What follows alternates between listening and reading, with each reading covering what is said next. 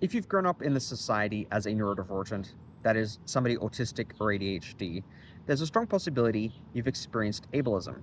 In societies designed by neurotypicals for neurotypicals, structural oppression is the norm, and this manifests as some form of marginalization, whether it's peers at school picking on us, teachers chewing us out for not reaching their academic standards, workplaces that don't accommodate us, friends and family members who reject us because of our differences. We've all experienced some form of this, and as a result of this chronic, ongoing relational stress or trauma, we develop complex trauma. And we start to experience the world as a survivor. We develop strategies that aid and abet our survival, but don't necessarily promote flourishing or growth. And in the moment, in situations in which we're trapped, like school, where we can't get away from our bullies, the best strategy is to change our behavior. To shrink, withdraw, avoid, people please, use a fawn response so that we won't get emotional harm or physical harm. And these are adaptive strategies in context. They help us get through really tough times, and they also keep us in very narrow boxes. We stay safe, but we also stay stunted, small, and stuck. We don't get to grow as people. We don't get to branch out because it just isn't safe. We spend a lot of our early years like this, in a box, and we might grow up and become adults and find ourselves still in a box of some form because we still continue to experience ableism or structural oppression. Now, at some point, however, we might be able to experience wider horizons in terms of our freedoms, our limits, and our safety. We might leave school, for example, go out into the world, and we can suddenly pick the environments that we're in and the people we're around.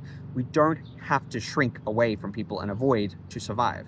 There might be people, in fact, that accept our differences and embrace us and want to become friends with us, acquaintances, whatnot. So in that case, staying in our box is suddenly maladaptive. It doesn't serve us anymore.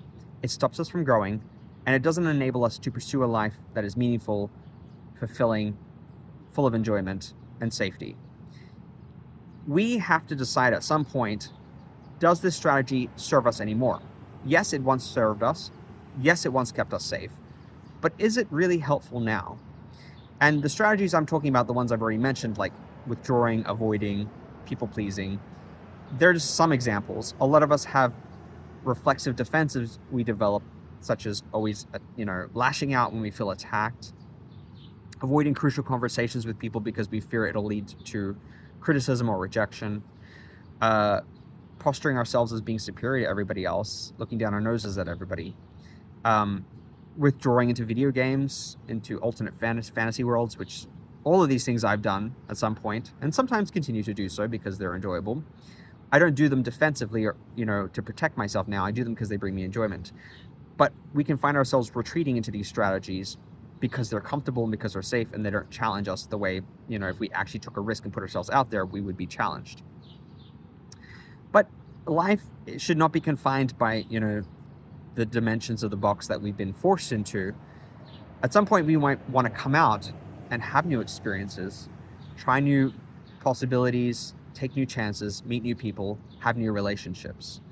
And that requires vulnerability. It also involves risk.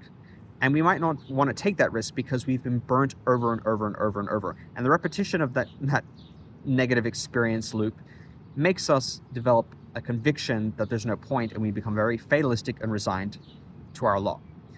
But I encourage people who are neurodivergent to not be fatalistic and resigned, to be able to make this distinction between what serves us and what no longer serves us, and to start to let go of the habits that keep us trapped, even if they once kept us safe, recognizing what would be a more adaptive strategy and altering our approach, going to new environments, meeting new people, taking new chances, exploring new creative or career or study avenues, not always playing it safe, being willing to take a risk, knowing that you might fall flat on your face, that some of the experiences that you had early in life that were negative might repeat themselves, but also looking forward to the future with curiosity, openness, and wonder. What have been your experiences with sticking with maladaptive strategies to cope as a neurodivergent? And have you been able to let go of some of them? What has been the result when you've let go? Have you fallen flat on your face? Have you had more negative experiences? But also, have you had positive experiences and seen some kind of significant change in your life? I would love to hear from you.